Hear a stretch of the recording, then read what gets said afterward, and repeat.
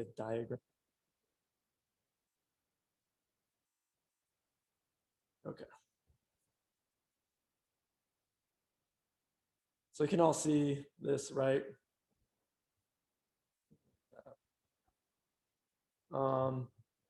Okay. So let's say like I don't know, Jeff Bezos, and like I'm creating Amazon for the first time. Like, remember when Amazon was just like books? You could like buy and sell books on Amazon. Um, so let's look at that as far as like Rails MVC. And so when like you're designing that, or like Bezos or whoever who the programmer was, if they were to use MVC, you would we're going to use this HTTP, these HTTP methods. Now this is actually a really standard language, and this is probably one of the most powerful languages in the world, honestly. If you know how to use even what we're doing with Rails, like if you learn this language, you're going to know how to do a lot of stuff. So we have 4 actions. We have like get, and just because programmers they're really smart, but they're horrible at naming stuff, we have post, which is just create. There's put, which is update, and delete. So we're like creating a robot that can understand this language. It is Osmo 3000. And Osmo 3000 understands like these 4 actions: get, post, put, delete. So get is to, like, if we're talking about like, like Jeff Bezos creating a warehouse of books, get is being able to get, all of our books, or get one book or some of our books. So that's what the get is. The post is like we're able to add a book to our warehouse. The put is we're able to update a book to our warehouse, and the delete is we're able to delete. So what I really need with so here's the action there, those 4 words. And then I also need to tell it like the what. And this is where we give it like the what is like the path. So if this is books, if we're doing like a book warehouse, then like to do a get, this is either going to go to like /books to grab all my books, or I could say, hey, grab a specific book. Now, if I want to grab a specific book, I'm going to use I need some way to know what that book is. And with database world, we're going to use the ID. Cool. So with post, I'm going to delete my Osmo 3000 really quick. Bye-bye, Osmo. Okay, so with post, we're going to do a post request to /books. But for this one, we also need to pass, the book to create, right? Here's our book. So if we're doing a post request, we're going to do a post to /books, but then we need to give it, the data of the book. If we're going to update a book, we're going to say books. Now, if I'm updating a book, I need the ID of the book. And then once again, I'm going to need to give it some data. So how am I going to update something if I'm not telling it what to update? And then delete, that's going to be /books. And then the ID as well.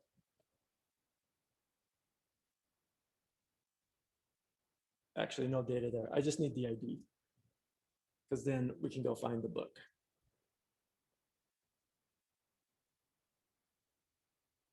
So there's actually, so as far as we're talking standard Rails CRUD actions, what are the two things I'm forgetting on this?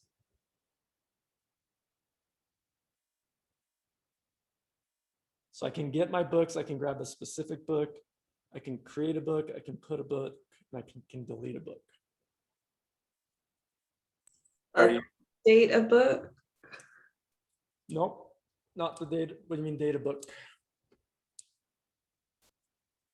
Is it like some way to get the data to update or post? That's like some way to get the data. Like, well, one thing I'm missing here is the way to, like, I mean, if we're talking about the like kind of real, like how do I create a book? Like, and that is our in the website, that's our forms. So I need some paths to get like the forms to create and update a book. So what kind of method is it to grab a HTML form? Is that a get, post, put, or delete? Get. Yeah, that's a get. So I'm going to do a get request to, if we're following Rails, that's book, and then, you know, new. And then that's going to tell, you know, my Osmo 3000, like if I say get book / new, Osmo 3000 is going to give me back the form to create a book. And likewise with edit, that's also a get. But I need to grab, so I'm going to go to books. I need to get the ID of the book to edit, and then I'm going to append edit on that.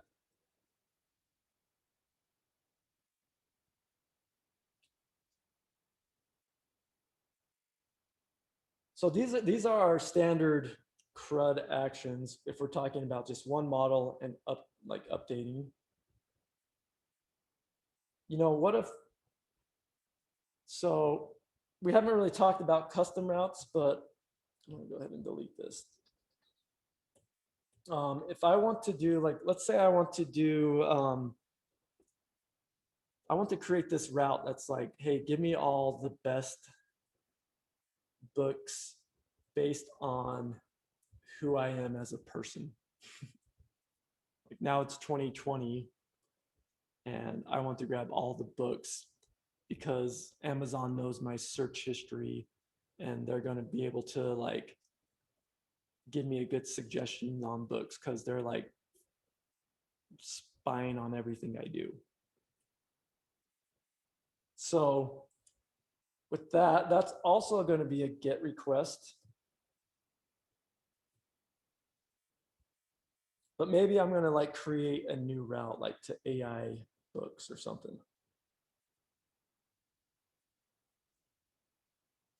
So like, I'm just making up this path. We can do that. We can create our own paths. So let's kind of go through this flow. So let's say I do get AI books. I need to define this like in my routes as like a get,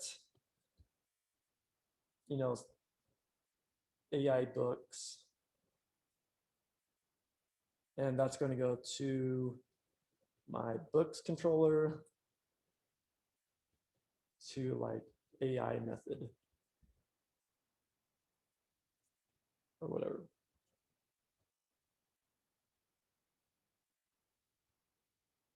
So with this, let me get rid of this. So now when I do a get AI books, so let's say I'm James, I go to the browser and I type that in, go to AI books. Cool. So now that request is going to go to that controller that I have. So this guy, this little robot guy, this is my controller. And it's going to know, it knows that language. It knows like what a get request is, and it knows that AI books path because I've defined that in my routes. So another step in the MVC that we do is we kind of separate these tasks into parts. So this robot's task is not, he just knows how to handle this request. He's like a server, or he's just kind of like my servant. Like he's just gonna do exactly what I tell that robot to do. But then that robot's gonna take that request and then it's gonna go to like my book nerd model. So here's like my books model. Okay, this guy knows all about books. He's like the smart book genius guy. And like he's got, you know, files and files of information on books. And actually, since he's actually got, he can actually access information on other models as well. So say we have like users. Even though he's the books model, he can go ahead and he can interact with like, you know, another nerd, which is the users nerd. So this guy knows all about users. So this guy can ask like the user model, like, hey, give me all like the information about James. And like, give me his search history, give me like his sleep hours or whatever, just whatever you want. And they can come down here and like do all that crazy like machine learning AI stuff. And then with these two models together, and maybe even potentially more models, they can come through and they can give me just the most awesome list of books as like some, you know, like an array of objects. So this is what I mean, like when the model does the heavy lifting, when the models do the business logic, that's kind of what I mean by that. Like the controller just says, hey, model, will you give me back some data? And then the models are going to do all the heavy lifting, and they're going to do all the logic stuff. They might, right now, like our models are just interacting with themselves, but there's no reason like a books model can't talk to the user's model and the user model can't talk to like other stuff. So they can all like work together behind the scenes to come up with some data. And then, yeah, they give that data back to our controller. So then our controller is like, sweet. Now we could technically, right now, the controller could just give that data right back to the client. And this is actually what we're going to do in like starting week 5. This is actually the step we're going to take. We're going to have our models do all the work to get the data and then give it back to the controller. And then the controller just gives back the data. But with the MVC perspective and how we're doing it now, we give the data back to the controller, and then the controller gives this messy data. You know, there's our array, and they give it to like this Bob Ross guy. So here's Bob Ross. He's got a little, you know, tools to make stuff look nice. There's this paintbrush. Cool. So Bob Ross takes like the data and, you know, creates a nice little like mountain landscape and some happy little trees, makes it look all nice, and then bam, gives that back to the controller. And then the controller like gives that to the client. So that's kind of like the process of this. But it doesn't necessarily have to follow, that's kind of like the common pattern. It doesn't have to like exactly follow that. So like, yeah, let's say like if we were deleting a book, and this was what Elise was asking, like if we want to just like delete a book, so I say, hey, like I want to go to books and delete the one that has ID 1. Well, there we can go to the controller. And then the controller then goes to the like our nerd. And the nerd goes to the filing system, you know, and deletes the book. And then he can say like, yo, book is deleted. Then the controller might be like, well, actually, I want to go back to the nerd, the book nerd, and say, hey, get all the books. And then, oh, then, so that's like that's like doing a redirect. So like it deletes the book, but then it's done. So then the controller will say like, oh, actually, you know what? Let's go back to the books because I'm doing a get request to get all the books. So I'm doing a redirect. I'm doing a full another request to get all the books. We go, the controller, the model gives us all our books. And then we go to the view, paints it, we give that the books, the view paints it, gives it back to the controller, back to the client. If we're like serving up a static page, and let's just say, about, we have like a route that's like about, slash about. And this is just about Amazon or Jeff Bezos, and it's just hard-coded data. That goes to our controller. And the controller is going to be like, oh, this actually doesn't need to interact with the model. Like I don't need to interact with the database. I don't need to interact with the model. I can just, take this request straight to my Bob Ross view guy and say, hey, paint a pretty picture of Jeff Bezos. There we go. And like the view knows how to do that. So there it is. Let me go back. So we can like skip parts. We can like skip the model. We can go to the model and then we can go back to the model. We can do redirects, that kind of thing. But it's just kind of these three separate parts of the controller, model, and view. Just they kind of do their own thing. So the model's like the nerd that knows all about that subject of like books. They know how to like get books. They know how to create them. They have that nice filing system, or they have like a warehouse, or however you want to think about it. They know how to handle all the books. The controller is like the server at the restaurant, where they know how to interact with the client and get the clients what the client's asking for. The view knows how to like make lovely mountain landscapes with data or without data. Like the view just knows how to get back HTML. That's our MVC.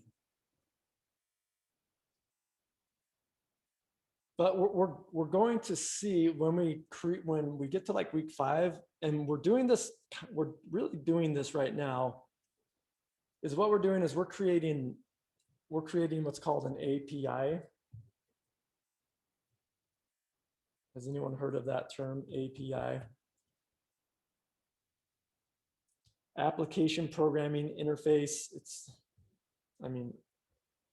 a lovely word, but really what we're doing is we're creating like a menu. So let me get rid of this. We're creating a menu, and the menu we are creating is really that table from when like that shows the CRUD actions. We're creating that menu. It's kind of like creating a menu at a restaurant.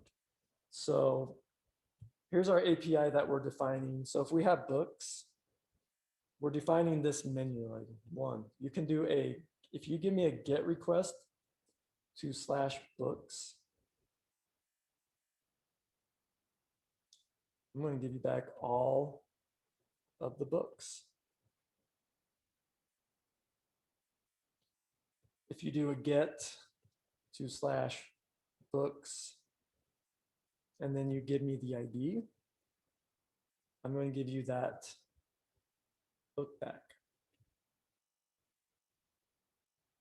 If you do a post to /books,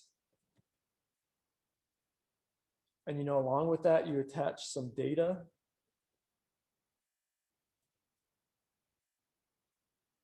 because I can't just create a book. Like you need to give me the book to create, or the text of the book to create. If you do that, then I'll create a book for you. Yeah, and then we can make our own, like we said, if you do, and you can define these APIs however you want. You say if you do a get to users, let's say we have a user model, that's going to give me back all your users.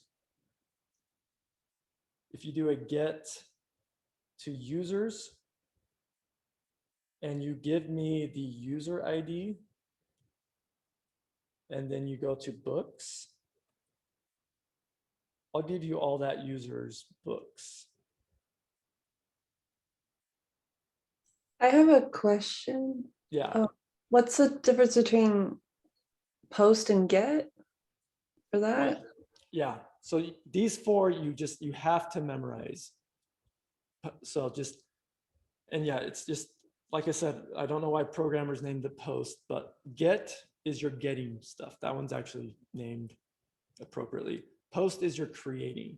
You're saying, hey, I want to create something to your database. Put is I want to update something. And delete is I want to delete something. I also have a question really quick, just to clarify something. So when we've got a book model and we have a user model, right? Those are like when we add like say we only had a book model at first and then we create a user model with its own little attributes that create columns in the database, right? But it's still all part of the same database. There's not a separate database for book and users, right? It's all one, or is it two separate databases for books and users? No, yeah, that's a good question. So if we're looking at like that example with books and users, yeah, we're going to have one database. So here's our database. Here's the way you can kind of think of it. That's like our overarching database. So yeah, I'm going to have a books table. You know, and a book might have like a title and author. And then I have a users table. And a user is going to have like a name and I don't know, an email. So it's almost like a pivot table where it's like got multiple tables in one big thing, like where Excel starts to get really confusing or whatever. Yeah, I don't know much about Excel, but I think you could think of like a database of it's just like a whole bunch of Excel tables with like the data inside of it. Yeah, cool. And Thank you. And then what we're going to see, so these could be two separate models, like have no interaction. Like we could have a users and we could have a books. But it might make sense to have like a book. Let's see, a user has many books. So if we do like, let's say this is a website where like I can log in to Amazon and then I can see a list of all the books that maybe I like or that I've read or that I bought.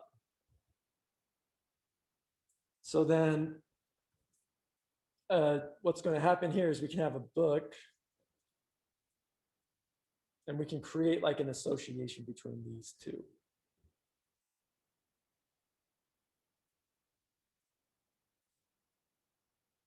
This would like,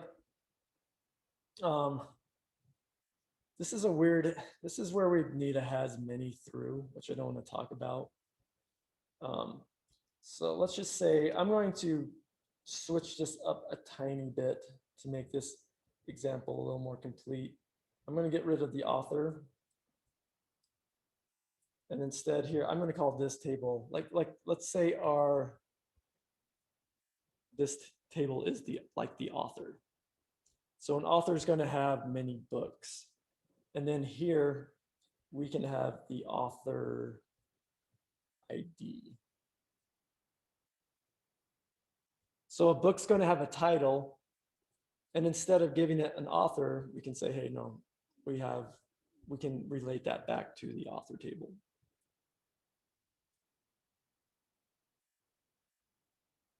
So yeah, that's kind of how you can think of your database.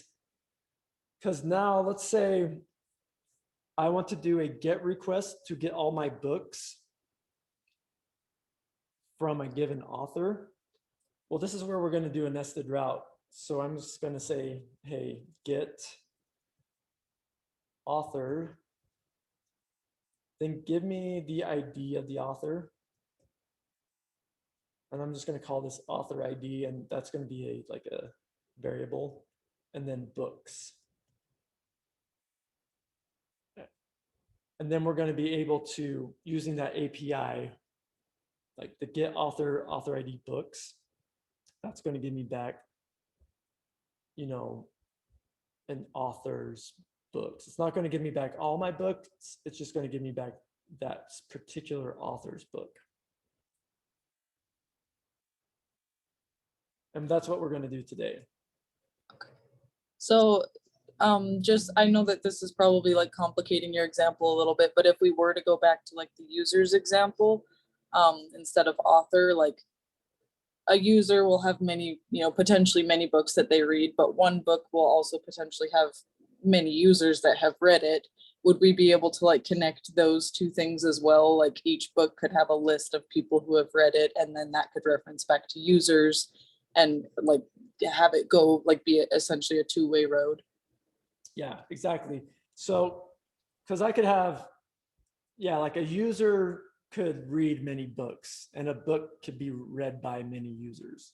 Or so what we that's a has many through. That's like the many to many relationship where it goes both ways.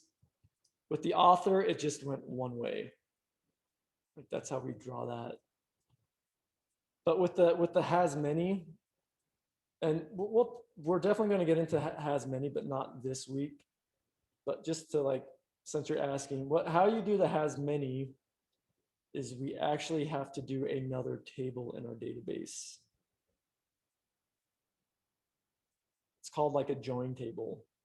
So this would be like the author books table. And this would have like an author ID. Or sorry, yeah, no, sorry, not an author ID. It would have a book ID. So I got rid of it. So it'd have a book ID. And then it'd have the user ID. And so then your entries in this table would just be like IDs of the book and the user. And then that way you could have multiple, that way, like if I have a book ID with 111, then that could have multiple users who like that book. But yeah, we'll talk about that later, but that's our many to many. And we use a join table for that. Thank you. Yep.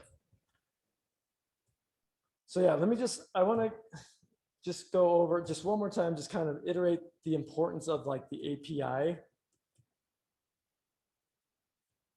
So yeah, we can come like get users. That gives me a list of users. You know, I can get like, I don't know, tacos galore. I can make these up like that best tacos ever. But with our API and with our CRUD actions and with, you know, by knowing this simple language of like the get, put, post, and put, and like knowing how it works, we can start using other people's websites or their APIs. And all we need to know is, hey, we need to do a get request to /users, and that's going to give us a list of users. I don't care if they're using Rails, if they're using Python, if they're using, you know, whatever language. It doesn't matter what they're using on the back end. If I do a get /users, I'm going to get a list of users. I just have to follow those HTTP protocols. So this makes, once you learn how like to develop an API in Rails, well, you're learning the language of just APIs of that get, put, post, and put. And then you as a, like, if you're a front-end developer, you can start using other back-end APIs, and you don't even have to know what language they're written in. like my first job, because I learned Rails in DevPoint Labs, and then like my first job, we were using C# and whatever it's called, .NET. Like that's an MVC paradigm. It doesn't even have to be MVC, but they were using this HTTP CRUD actions, like do a get to this URL and you get back this data. Do a post to this URL and we'll add that to your database. So it's the language of the web. So it's very powerful. You'll use it a whole bunch. It's not just a Rails thing. It's like, it's a website thing. Or it could be like, you could do it on a mobile app or a desktop app. It doesn't just have to be the website. On a mobile app, I could do a GET request to an API and get back some data. Cool. So that is that. Any questions on that?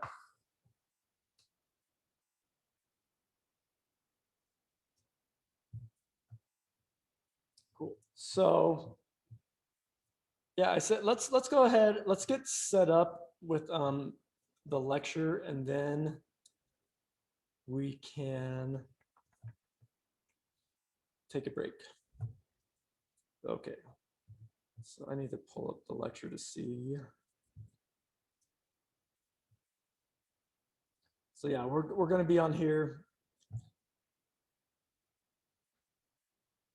Really going to focus on controllers and views. So yeah, we kind of went over this. So if what we're going to do today, we're going to build like a Reddit type app.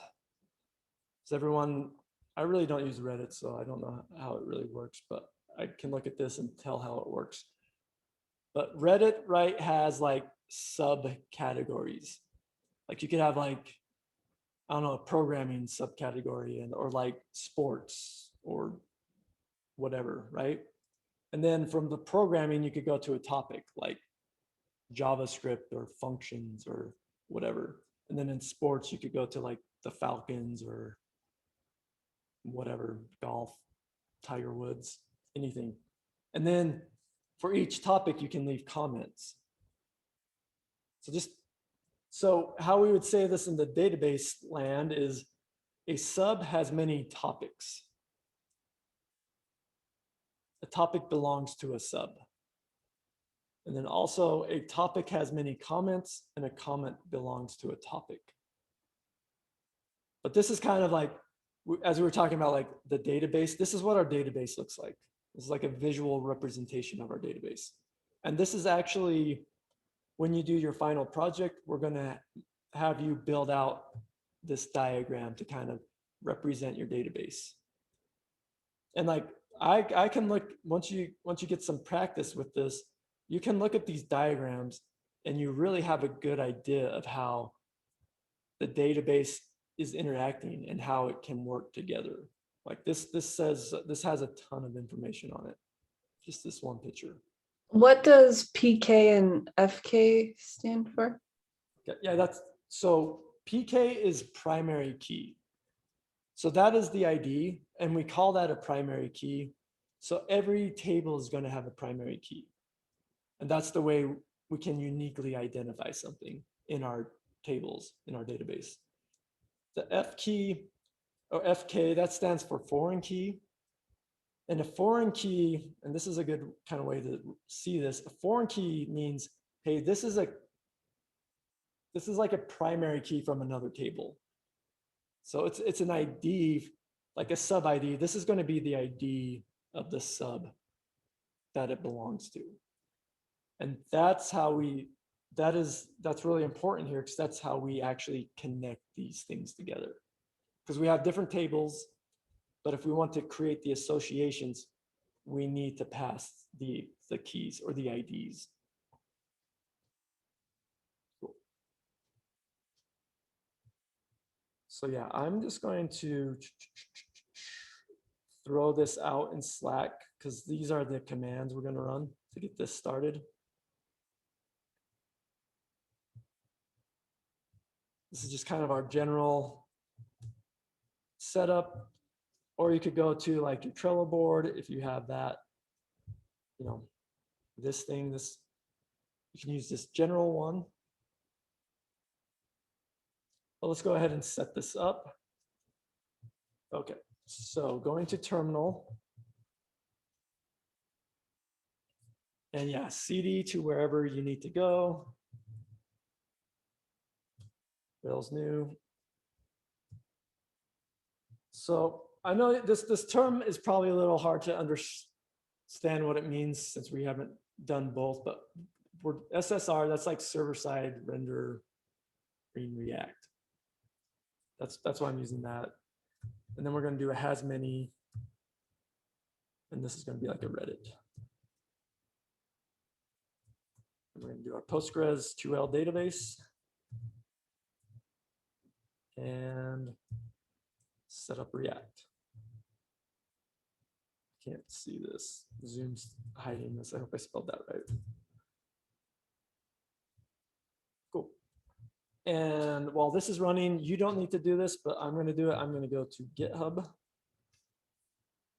and create the repository for this. New repo. Git, or what did I call this? I'm just going to call this Reddit.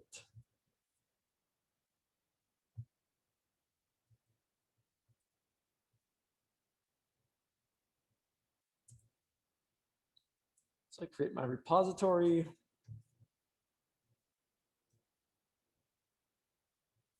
That's still building, but I can split out my pane and CD into that.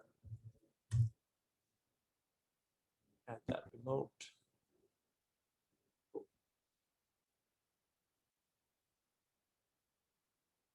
I'm going to throw this out in Slack so you have this link to this repo where I'm going to put all the code today.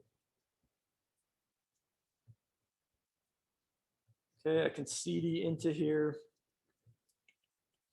What did I call it? SSR.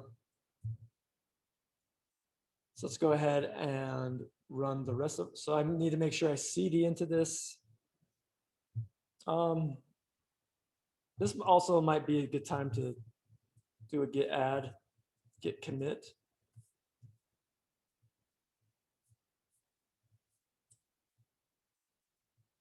And the reason why, I mean, not that it's going to break anything or it's a huge deal, but at least with this init commit, I know like everything after this init commit is my work. And everything before that init commit is part of the setup, like part of that Rails new command. Should you do that even if you haven't gone through Git to make it? To GitHub? Yeah. Yeah, I would still, yeah, because GitHub and Git are two different things. I can still keep, Oh, duh. Yeah. I can keep track of like the version control on my Git machine. And then, you know, a week later, I could do a GitHub and push it up. And then it's still going to keep track of all those changes. So yeah, let's go ahead and run the rest of these. Bundle add React Rails.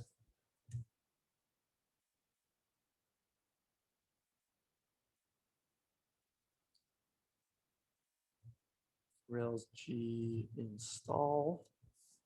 Is that the command? Oh, Rails G React install.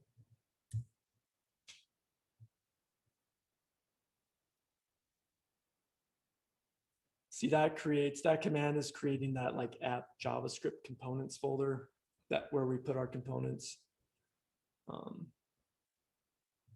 I can do a Rails DB create.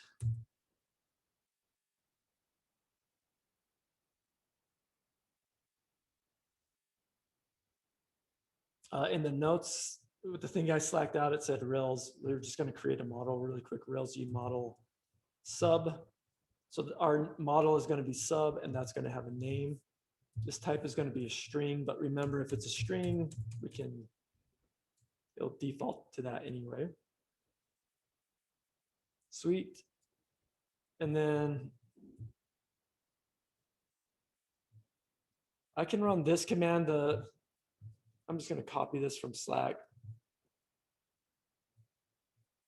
Just to kind of, this RelG's controller sub index show new edit.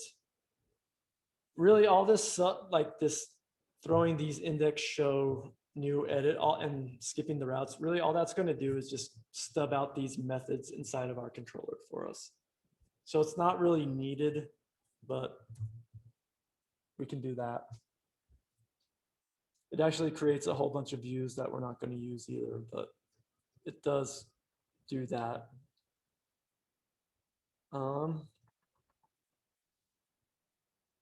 Let's see here.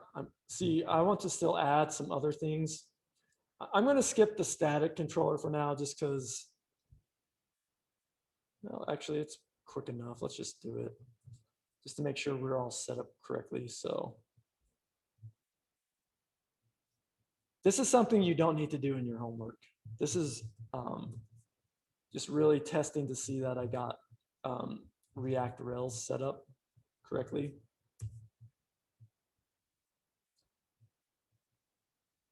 So then I can go to my root.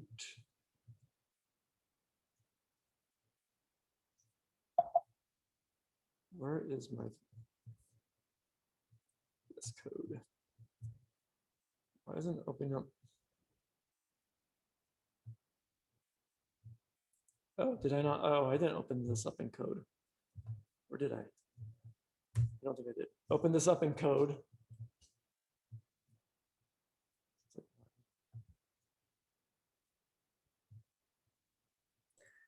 What was the step before opening it up in code? It said something like fall prep or. I'm not sure. It's all the commands I have are out in Slack that I've run so far. And this static one you really don't need to do. Oh, okay. To generate this controller. I'm just going to quickly test to see if this is working. Okay, so go back to VS Code, go to my static controller, or actually go to my routes. Just going to do a route to my static home. And go back here, and then for my. Wait, if we didn't do that G controller static, do we still need to do the root static home? No, if you're not doing so this step right here, the steps I'm doing, I want to see if I'm going to be able to render React. So I'll tell you, like, you don't need to follow these steps if you don't want to. And you don't need to do these in the homework. Okay. But it's going to take me a minute, and it's just a good sanity check that I have React working. It's kind of just an issue that can happen with React and Rails. But so I have my static controller. Oop, I need to do my home method in there.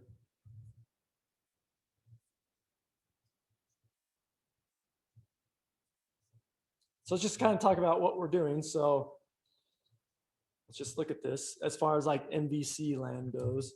So in my routes, I'm defining a root route that's going to go to my static controller to my home method. So here, I'm starting to define my API.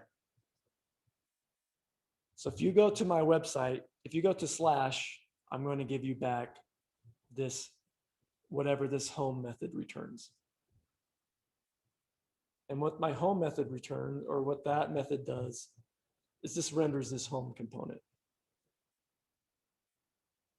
And this home component is just, it says home, and then I just pass that info prop just as a demo. Before I test this though, and this you will want to follow, I'm going to add these gems.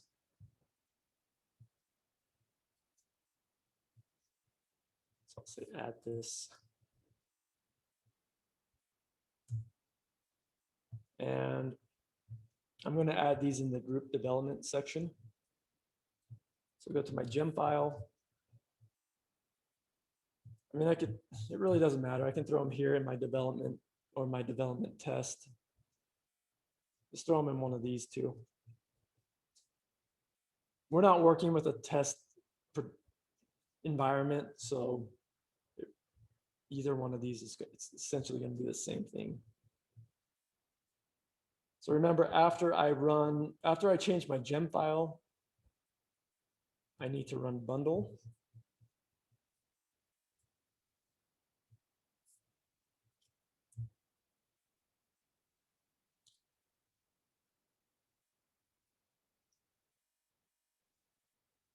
Cool. I've done my commit. So that's my setup. Now I can just go ahead. I can try to test. I'm probably going to run into an error. I thought I would have some migrations pending. Okay. I thought I'd get an error because I created a model, but I didn't do a migration. Oh yeah, here it is. So here's my error. It's saying migrations are pending. So I created that model, that submodel, and I didn't run my migration. So I have to stop my server and run my migrate. Cool. And then I need to restart my server. So Okay, wait, oh, go ahead. remind me when we know that we need to migrate. Really, it's whenever you create a migration file, a new migration file. So that's like if you create a model, when we create a model, that generates a migration file for us. So in our DB migrate, that automatically created this. We also saw that we could like do migrations to like add a column or rename a column. So if you create your own migration, you need to run Rails DB migrate. And you can run this command as much as you want. It only runs, it like knows, it memorizes, it's like ran that migration. So if I run this again, it's not going to do anything. Even if I come in here and change this migration file, it's not going to run it. So it runs it once and then it's done. Cool. So now that I've ran that, I need to start my server, Rails S.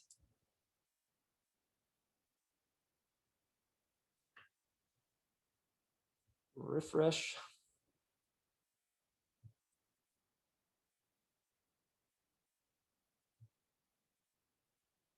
And that's working. So I go to localhost 3000 and do a GET request that my controller says, hey, go to the static home. The home method renders this component, and there's my HTML. This might also be a good time to do a git add, git commit,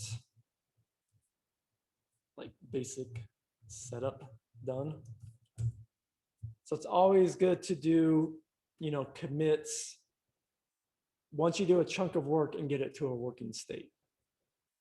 That's like a good habit to get into, is like, oh, I did some work, it's semi-functional, I'm going to commit.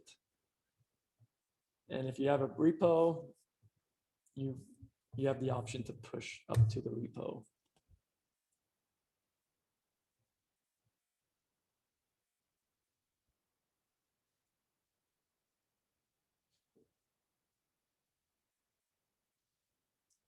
Sweet, there's that. If you're done with setup and you want to follow along with lecture and your setup, you can take a break. Let's just say 10:45. If not, I'll stick around and help anyone who's having any issues. I'll stop recording as well.